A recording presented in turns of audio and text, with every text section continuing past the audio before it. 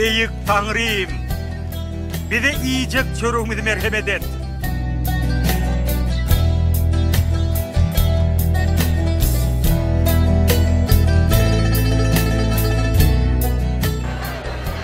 Atam bulan günahını geç. Näme diýenlerini özlerim bilen ok.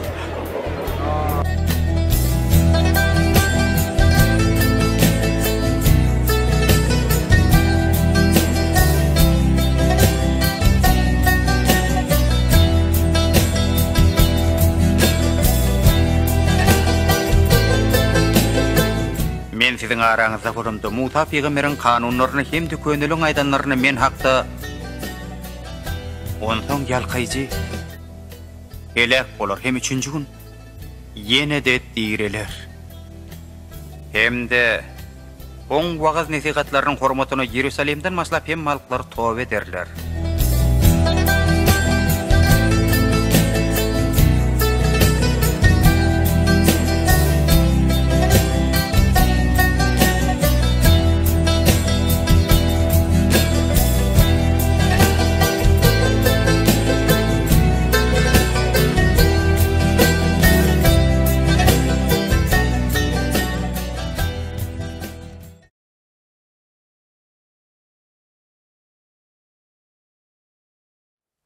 Salam qadırlı ildeşler, Diri Sözler adlı gepleşigimize hoş geldiniz.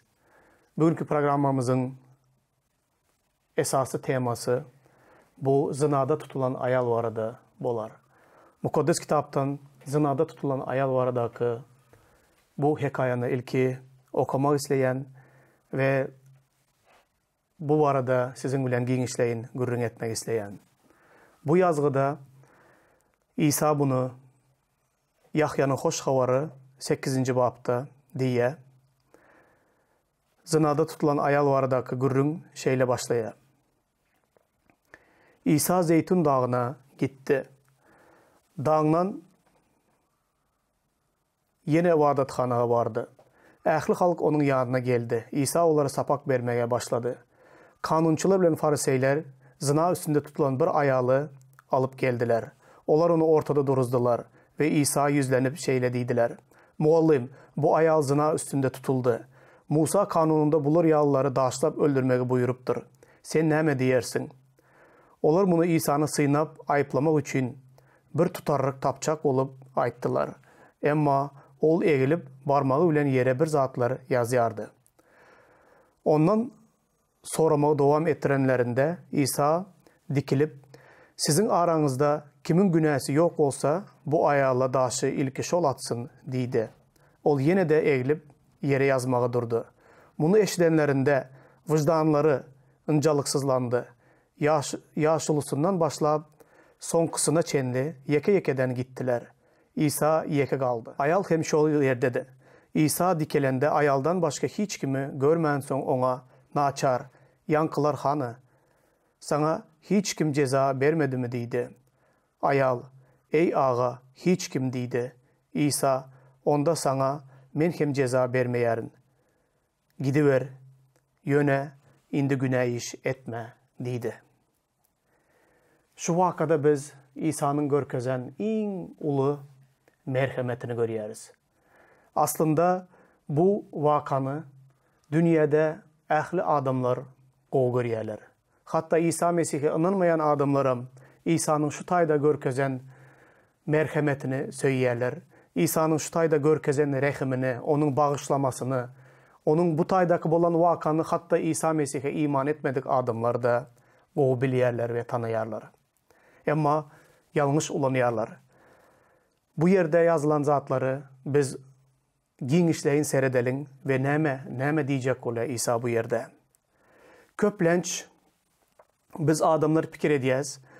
Bu vakada İsa şeyle ulu merhamet görkezdi. Ol hiç kimi höküm etmedi. Şonun için git de islen günahını edip yaşaver. İsa hiç kimi höküm etmez. Sebebi İsa yank ayala daş atmadı ve beylekler de daş atmadılar çünkü onlar höküm edip bilmediler sebebi özleri de günahkardirler deyip bunu öz bəxbidi için yine de günahlı höveslerinde yaşamak isteyen adamlar hem öz bəxbidi için bunu ulanıp bilýär. Aslında bu yerde beyle düşünce yoktur. Hakikattan doğru aytdı İsa. Kimin günahı yok olsa ol daşı ilki bilen atsın deydi. Ama onların özleri de günahlidirler ve onlar bu daşı atmağa het etmediler. Ama görün bu yerde bu ayal var da gidiyor. Ayal zınada tutuldu. Musa'nın kanununa göre onu daşlayıp öldürmeli de ona ceza vermeli de. İsa da bu cezanı yanlış demedi. Ama siz eğer günahsız olsanız onda daş atın deydi. Onlar özleri de günahlı olanlığı için bu daşı atmağa korktular. İsa da ona ceza verip bilerdi. Sebep ceza vermeye doğru haktı. Bu işi ol edip de ayal hakikaten hem zinada tutulan ayal. Ama İsa şol yerde dine bir hakikat değil, merhameti de görkezmek istedi. Merhameti şeyledi. Men de seni hüküm etmeyerin. Git de bundan artık günah iş etmediydi. Bu bilen bu bolan vaka kotordu deyip hasab ediyerler. Ama men bu yerde sonki 11. ayatta bu vaka kotordu demeyerin. 11. ayatta yani İsa men de sana ceza vermeyerin. Gidiver yöne indi günah iş etme diyene bu vakanın sonu değil de bu vakanın təzə bir vakanın başlanğıcıdır qadırlı doğanlar. Köplenç biz Hudaya iman edenler, yankı zinada tutulan ayal yalı, günahlarımızın neticesinde, günahlardan halis yağda, günahlarımız ayan olup, paş olup, özümüzün günahliliğimizi duyup, şeyle sınık, dövük, yürek bilen Hudayın yanına geliriz. Ama İsa dövülen qamışı men qayta yine de dövmeyen diye, bükülen qamışı men yine de bükmeyen diye. Tüsläp duran pelteni men doluluğuna öçürmeyen diye. Bu diýdigi näme? Seredin bu ayalda beyleki günahkarlardan tapawdy näme dedi? Bu ayalın ýagdaýy şeyledi. Ol zina üstünde tutuldu. Daşlanıp öldürmeli digini hem özü biliyedi. İsa'nın yanına gelende de ol hiç bir söz bilen özünü aklayacak olup ya özünün günahsını inkar edecek olup boyun almayacak olup yok ben bu günahını etmedim deyip özünü aklamak için hiçbir zat demedi. Köplenç görýäňize adamlar günahsının üstünde tutulan vaktinde günahsı için ceza almak için sudun önünde hükmü kazının önünde duran vaktinde da günahsını doğruluğuna açıklap onun boynuna koyacak olanda da öz günahsını boynuna almadık günahkarlar bardırlar. Ama bu ayal sınık, ruhlu, dize çöken, epilen qamış yalı, tüssäp duran pelte yalı, özünün dolu dövüklüğünü Hudaýyň önünde boyun alıyor. Ve özünü aklamak için yekece sözde aytmaya.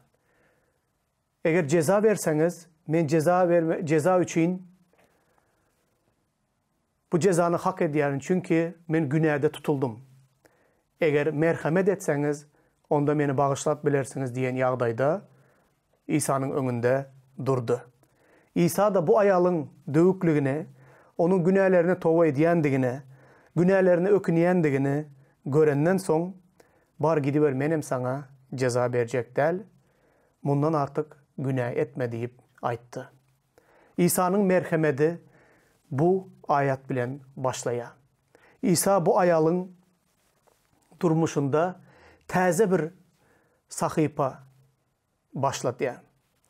Seredin bu ayal geçmişte zina edip, zina bilen hapalanan, adı hapalanan, ol ayal yaşayan şäherinde hemme adamlar onun yankı tertipsiz ayaldığını bilýärler. Onun adının, aurayının yokluğunu hemmeler bilýär. Ama ol geldi de İsa Mesih'in bilen yüzbeyiz duştu. İsa onun ähli günahlarını bağışladı ve ona ayttı. Git bundan artık günah etmediydi. Bu ayalın günahları bağışlanandan soň bu ayal yine de şol önkü yaşayan yerinde yaşamalı. Şol halkın içinde, şol şäherde, şol adamların içinde yaşamalı. Bu ayal indi durmuşunu nähili alıp gider bundan beýlek. Bu zat arada İsa hem alıda diye. Köplenç bizim pikir edýänimiz şeýle. İsa Mesih'e iman edýäs. Günahlarımıza tövbe edýäs. İsa bizim günahlarımızı bağışlaya. Ol bize de şeýle söz bilen yüzlenýär. Git bundan artık günah etme. Emma biz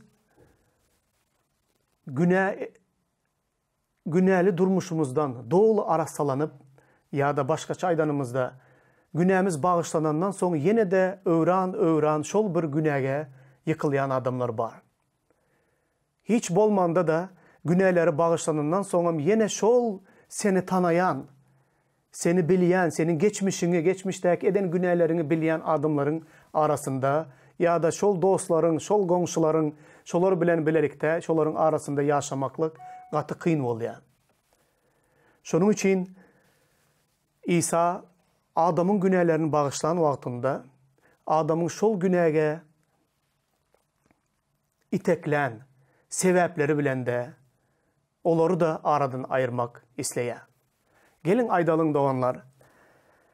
Bu misal barada oýlanalyň. Eger elinize bir kalam verip, bir kağız verip, size günahsı bağışlanan, git bundan artık günah etme diýilen, eşiden bu ayalın durmuş tarihini bundan başlap yazmalı diýse siz nähili yazardınız? Elbette siz de oýlanardınız. Näme barada oýlanardınız? Siz bu ayalın geçmişi barada oýlanardınız. Ve geçmişte o ayalın yankı yağdaya düşmeginin, tertipsiz yağdaya gelmeginin sebeplerini öğrenerdiniz. Doğru değil mi? Ben de bunu ederdim. Mümkün bu ayal öz islegi bilen de bu yağdaya gelen değildir. Köp hili sebepleri vardır. Ben käbir sebepleri şu tayda yazdım.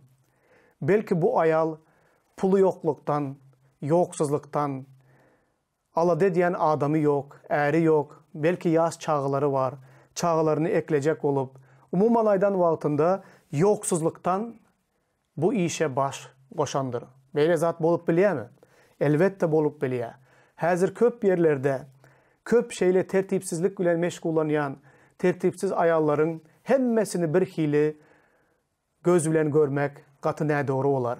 Hemmesini de şeyle yazgarmak ya ceza vermek de doğru değil. Çünkü biz bu ayalların yankı düşen yağdaya ne edip yetendigini, nähili sebep bilen yetendigini, näme zat olary buna mecbur edenligini öğrenmezden, bilmezden biz olara karşı don yürekli olup olara ceza verip ya da oları daşlamak aňyrda dursun, ceza vermezden ozal elbette pikirlenerdik.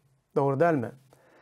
Men pikir edýän dürlü hili sebepler bolup bilýär. Bir adamın şeyle düşük yağdaya düşmek için köp hili sebepler bolup bilýär. Bu sebeplerin biri de pulsuzluk ya da yoksuzluktur. Belki bu ayalda äri yoktur. Äri olmasa elbette onun hossarı yoktur. Hossarı olmasa her bir daşardan her hili erkekler ona göz koýýandyr. Belki kimdir biri yankıyalı, aladeden olyandır, pul berýän olyandır, yine yetmezini dolduryan olandır. Umuman aydan wagtynda äri olmasa onda başının derdi de köpelýändir. Başıboş ayalın gepe köp bolar diýip il arasında da aýdylýar. Yine de bir sebepleri, belki bu tertipsiz yola zorluk bilen getirilendir.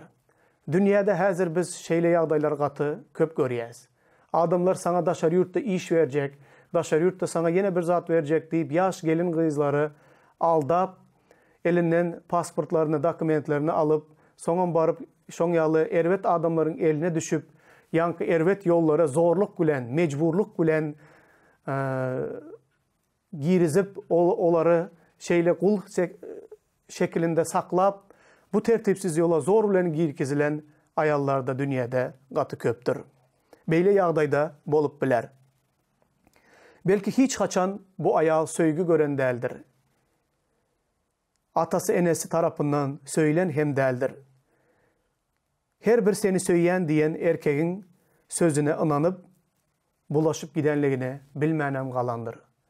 Köplenç statistika bunu görkezýär gadyrly doganlar. Köp ayallar, ayal gyzlar enesi atası tarapından söyülmedik ya da bir maşgalasız, yetim ulalan olsa, ata söýgüsini, mehrini, enesinin mehrini, söýgüsini görmedik ayallar, gatı tiz erkeklerin gowu sözlerine, ýagşy sözlerine ynanyp, erwetlik ýoly ansatlyk bilen gidiýenlere gatı köpdür. Belki bu ayal öz islegi bilen, beden islegi bilen, özlü şeyle hile ten höveslerine özünü bermek bilen, belki nähilidir bir zina, azgınlık ruhu onu şu dereceye getirendir. Umuman aydan wagtymyzda bir topar sebäpleri bolup biler. Belki siz menin aydanlarımdan da has köp sebäpleri tapıp bilip bilersiniz. İsa yank ayala senin günahlerin bağışlandı. Git bundan beýle günah etme diýen wagtynda İsa diňe bir onun günahlerini bağışlamadı. Ya git de bundan beýle günah etme diýenden soň şol ayala günaha garşy durmak üçin güç bermezden onu iyi vermeye. Elbette ol mukaddes ruhunu ol ayala berdi. Ol ayal şol günahly höweslere garşy durmak üçin ilki bilen Hudaýdan güç aldı. Hudaýyň merhemetine eýe boldy. Ve şol bir hatarda Hudaý onun sebäpleri bilen de, şol günaha elten sebäpleri bilen de göreş alıp barýa, şol sebäpleri de ortadan aýyrýa. Filiplere yazılan hatyň 1-nji babynyň 6-njy aýatynda şeýle yazılan: Sizde oňat işe başlan Hudaýyň Mesih İsa'nın gününe çenli bunu bitirjegine ynamym bar diýip Resul Paulus ýazýar. İsa Mesih bizim her birimizi yank ayalayalı. Belki kiminki yank ayalı mengzeş günahlar olsun, başka hili günah olsun. Her birimizden bir yerden günahının gol astından İsa bizi çıkardı. İsa bizi çıkaran wagtynda ol bütün işi tamamlamadı. Ol esası işin başlangıcını başladı. Günahlarımızı bağışlamak bilen ol bu gowu işe bizim durmuşumuzda başladı. Bizde başlayan gowu işini ta İsa Mesih ikinci gezek gaýdyp gelene çenli bitirjegine ynamym bar diýip Resul Paulus aýdýar. Bu ayalyň durmuşunda da gowu işler budu. Onun günahları bağışlandı. Git bundan artık günah etme diýip İsa onu iyi verdi. Indi İsa bu ayalyň durmuşundaky yoksuzluk olsun, yani maşgala probleması olsun, belki äri bilen arasındaky gatnaşygy problemi olsun, belki hiç äri bolman olsun, belki yank zorluk bilen bu yola girendir, belki yalan bilen aldanıp girendir, tapawdy yok. Nähili sebäp bilen yank ayal şol düşen ýagdaýa gelenem bolsa, İsa indi şol günahnyň sebäplerini aradan aýyrmak üçin onun durmuşunda işläp başlaýar. Seredin, beýle adamyň şaýatlygy gaty ulu bolýa, beýle ulu günäsi bağışlanan adamlaryň söýgüsü de köp bolar. Gözüňize getirip gördüňizmi? Yanky zynada tutulan aýalyň goňşulary onu tanaýardylar. Şol şäheriň belki köp erkekleri ol aýal bilen yatıp turandyr. Olar onun nähili aýaldygyny bilýändirler. Daş töweregindäki adamlar, gowum garyndaşy, tanışlary, bilişleri, ählisi onun nähili derejede günälidigini bilýärdiler. Hiç bolmanda olar fariseyler tutup daşlamak üçin getiren wagtynda bütün şäher ol aýaly gördüler. Indi bu aýal şol adamlaryň içinde yitiren awraýyny, yitiren mertebesini, yitiren özüne olan hormatyny, ähli zadyny täzeden gaýtaryp almaly. Yoksa ol adamların içinde, ol şäheriň içinde, köçede ýöre baryanka ol özü bilen zina eden erkeklere belki duş olar. Özünü tanayan, bu erwetligini bilýän adamlara duş bolýar. Umuman aýdan wagtynda şol şäherde beýle günäli, günäň aýan olandan soň ýaşamaklyň özü de yeňil zat däldir. Hudaýyň mucizasy nirde? Hudaýyň mucizasy şeýle düşen aýaly günälerini bağışlap, yuwaş-yuwaşdan bunun durmuşundaky ähli kemçilikleri düzelip başlaýar. İşi yok olsa Hudaý ona iş verer. Pulu yok olsa ona pul verer. Maşgalası äri yok olsa ona är verer, maşgala verer, çağı verer. Umuman aydan wagtynda yankı ayalyň täzeden onun mertebesini şol şäherde, şol adamlaryň, onu öňden tanayan adamlaryň içinde onun mertebesini ýokary galdyryp başlaýar. Munyň özü bir mugjiza, munyň özü bir şaýatlyk dälmi? Iň uly mugjiza we şaýatlyk bir günäkäriň Hudaýa iman edip, İsa Mesihi tanap, öňkü durmuşlaryna towba edip el çekip, täze durmuşy, täzelikden başlamagy bu dünyadaki iň beýik mugjizadyr. Bu ayalyň durmuşunda biz bu mugjizany görýäris. Ýene de meni hayran galdyrýan bir zat bar. Beýle günäsi köp bağışlanan adamlaryň şaýatlygy şeýle güýçli bolýar. Günäsi köp bağışlanan adamlaryň Hudaýa olan söýgüsü de köp bolýar. Hudaý üçin gadyrly doganlar, sizin ya meniň geçmişdäki eden günälerim wajyp däl. Bizim nirden çıkıp gelenligimiz nähili derecede günahkar bolanlygymyz Hudaý üçin wajyp däl. Hudaý üçin bizim onun yanına towba bilen gelip, towba edip günahlarımız bağışlanandan soň nähili ýaşajaklygymyz bu wajypdyr. Onu da mukaddes ýaşaýyşda ýaşamaga Hudaýyň özü bize güýç berýändir. Seredin şu yeri sizin bilen paylaşayın. İsa şeýle diýdi: İki adam bir karz bergilidi. Birinin 500 dinar, birinin hem 50 dinar bergisi bardı. Olaryň bermäge zatlary bolman soň, karz berici ikisinin hem bergisini geçti. Indi maňa aýt, olaryň haýsysy onu köp söýer? Simon Farisey, meniň pikirimçe köprek karzı geçilen olsa gerek diýdi. İsa doğrusunu pikir ettin diýip oň aýtdy. Yankı ayalyň hem seredin Fariseýiň üýüne geldi. Farisey ona elini yumağa da su vermedi, ayağını yumağa da su vermedi. Emma bu yerde bolup geçen zada seredin. Onsoň ayala tarap öwrülüp Simona şeýle diýdi: Bu ayaly görýäňmi? Men seniň öýüňe geldim. Sen maňa ayağım üçin su da bermedin. Emma ol meniň ayağımı göz ýaşlary bilen ýuwup, saçy bilen süpürdi. Sen meni öpmedin. Emma bu ayal gelelim bäri yzyny üzmän ayaklarımı öpüp otyr. Sen men başıma zeytun yağı bilen başımı yağlamadın.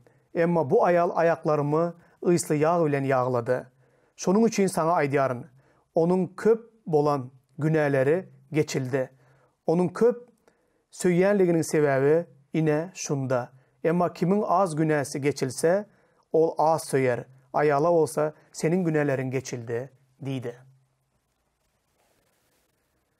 Ine yankı zınada tutulan bir tertipsiz ayal da bu yerde, İsa Fariseýiň öýünde, Simon Fariseýiň öýünde oturan wagtynda onun öýüne girip gelip, göz ýaşlary bilen İsa'nın ayağını ýuwup, saçy bilen sıpırıp, İsa'nın üstünden yağ döküp onu yağ bilen yağladı.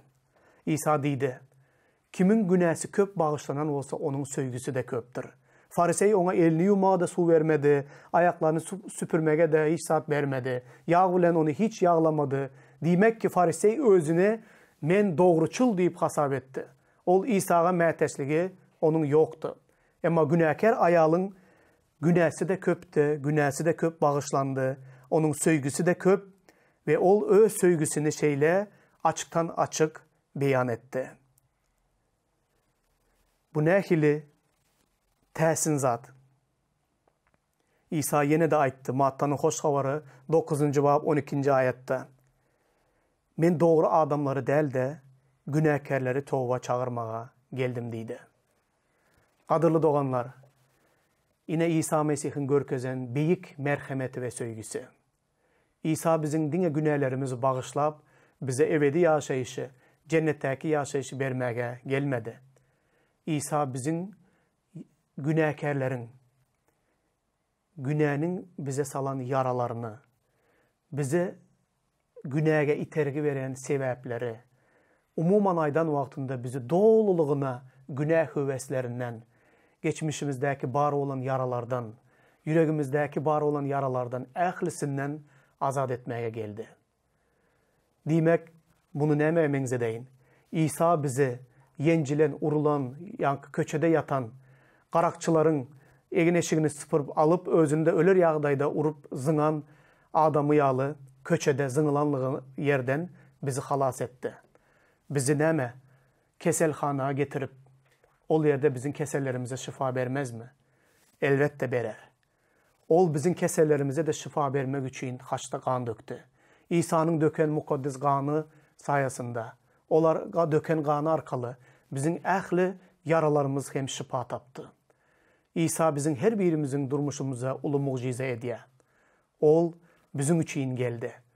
Ol bize şol düşen yağdayımızdan günahlarımızı bağışlap çıkarıp bizi il arasında təzeden avrayımızı, mertebemizi, doğruluğumuzu, hormatımızı qaytarıp vermek için yıkılan, dövülen adamlardan sağdın adamları çıkarmak için yere geldi. Ol bizi söyye. Ol bizim ähli ecizliklerimizi güçlendirmek için geldi. Ama bizim etmeli bir işimiz var, qadırlı doğanlar. Buna tova deyip aydiyaz. Seredin, bizim xat yazan poçerdimiz var. Hemişe Xuday bize təzə bir şans veriyor.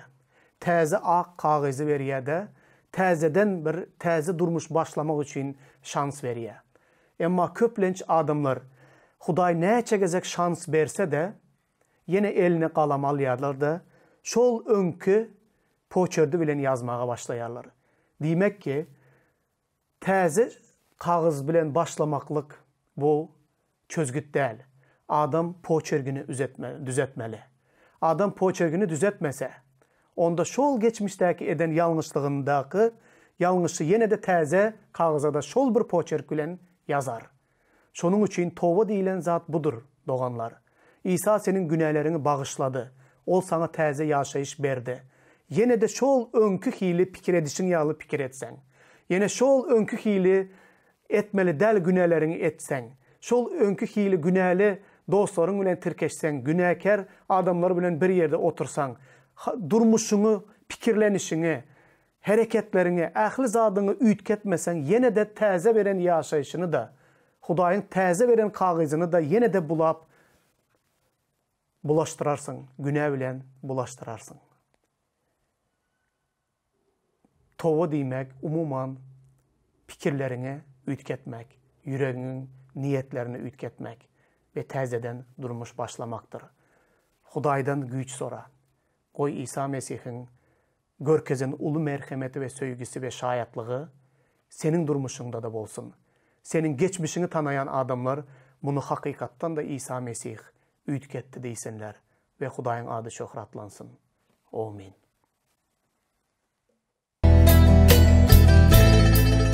Ey beyik Tanrım! Bize iyicek çörüğümüzü merhamet et.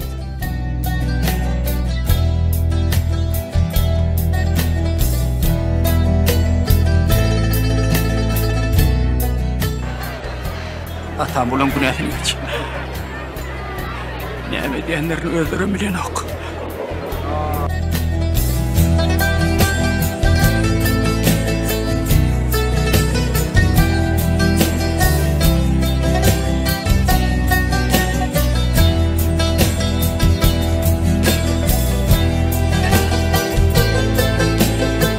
Men sizin aranızda kurumda Musa Peygamber'in kanunlarını hem de könülün aydanlarını men hakta ondan yalqaycı elek bolar hem üçüncü gün yine de direler.